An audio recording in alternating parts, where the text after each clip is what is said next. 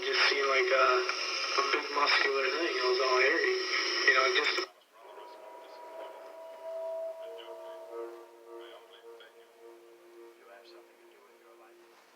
Perhaps no one was impacted by the events of their frightful encounter with the Beast of Whitehall more than Paul Gosselin.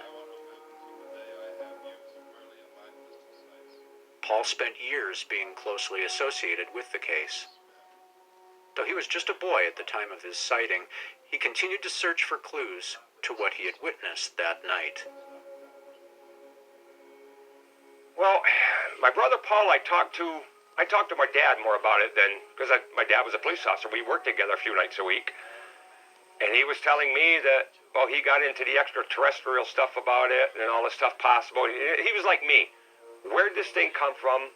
What is it? You know, so on and so forth. My brother Paul talked about it as if he told me the story 2-3 days afterwards. We had talked, and Paul was telling me about the way he felt, similar to me, as what the hell is it, and where did it come from, and is it real, so on and so forth. He told us shut their mouth, and we don't want to hear nothing about it, and otherwise, you know, you're going down the road. Dan Gordon was a Whitehall police officer who was intrinsically tied to the Whitehall Beast. He passed away in January of 2014.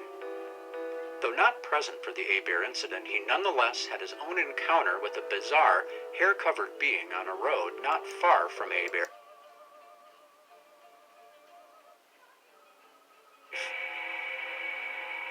Glenn LaRose was a no-nonsense Whitehall police officer and former member of the United States Navy. The uncle of Marty Paddock, Glenn grew weary of the ridicule that followed Paddock, Gosselin, and Kenny, and began to search for evidence that would help to verify their sighting. A few short days later, he found a mysterious track off a road in close proximity to A-Bear.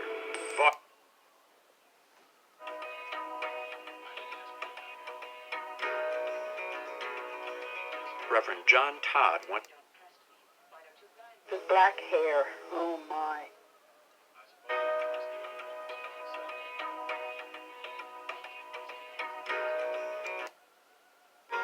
While the town hasn't totally embraced its legendary monster, it hasn't completely abandoned it either. We're surrounded by state lands, forever wild state lands, so it can't be logged, it can't be bought. Right. We are within the Adirondack Park. So that means that you have to own at least 8 acres to even be able to build something. Oh gosh, when I saw it, I mean, I'm standing at the screen door.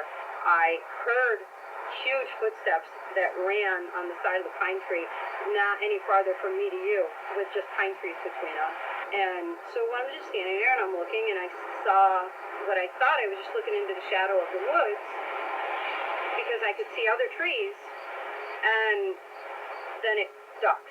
I mean, it literally just ducked right straight down behind the screen of pine trees. And I was amazed for a second. I was like, oh my God. I was looking at it. I'm like, David, I saw it. And First rise bug, her jaw dropped. She didn't say anything for a second or two. yeah, and it was just like,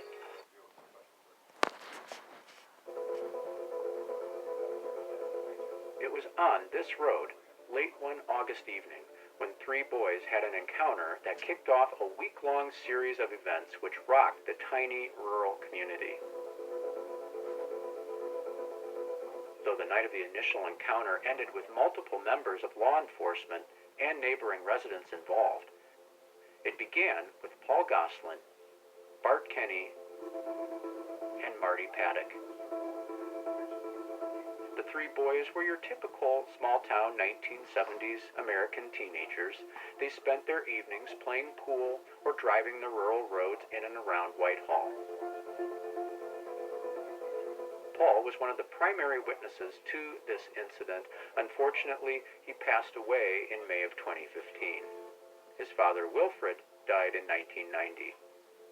Brian is the only remaining member of the Gosselin family who was present for the event, and the only law enforcement official willing to discuss it.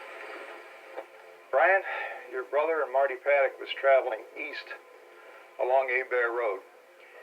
And approximately right along in here, to my left, is where Marty went and seen a large honking form. There was a vocalization that they later described as being like a woman being molested or a high-pitched pig squeal. He said we drove down the road. Bill Brand has been researching Sasquatch sightings in New York State since he was a kid. Today, he's most closely associated.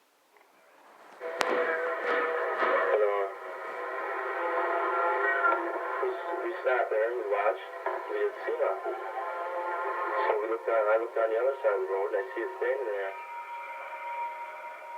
And when you shut the truck off and let the lights down, we were sitting there for about 10 minutes, and all of a sudden the thing walked right into the lights. And I didn't believe that.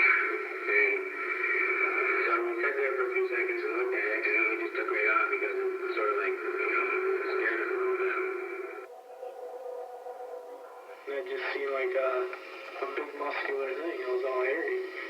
Just the back of it. I didn't see the face of it. I know it was big. I know that. It was probably black. Or somewhere around there. Black and brown. It wasn't up there, that's for sure. But the bear don't walk like that.